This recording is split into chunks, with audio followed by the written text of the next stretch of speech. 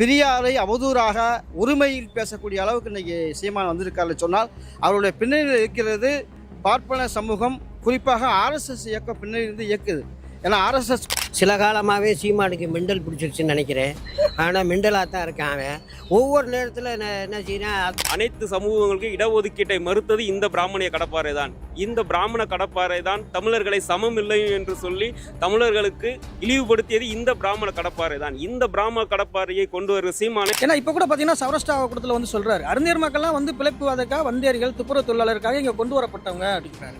இப்படி தொடர்ச்சியாக எங்களை இழிவுபடுத்திக்கிட்டே வரக்கூடியவரை நாங்கள் என்ன செய்யலாம், வீதியிலே நடக்கவே விட முடியாதுங்கிறத நாங்கள் பகிரங்கமாக சொல்கிறோம். இதில் எந்த ஒளிமறைவும் இல்லை. இப்போ இன்றைக்கி விஜய் வந்ததுக்கப்புறம் இன்றைக்கி அவர் கம்பெனி ஓடலை. அப்போ தொடர்ந்து வந்து என்ன பண்ணுறாரு, முழுக்க வந்து எதையாவது வந்து உளர்றாரு. இது உளறுவதற்கான நம்ம கடந்து போக முடியாது. தமிழ் தேசியவாதி நாங்களா இல்லை நீங்கள் பிராமண கடப்பாறையா? ஒரு சட்டமன்ற உறுப்பினர்களையோ ஒரு கவுன்சிலரை கூட தனித்து நின்று இயங்கி அதில் வெற்றி பெற வக்கற்றது இந்த பிராமணிய கடப்பாறை.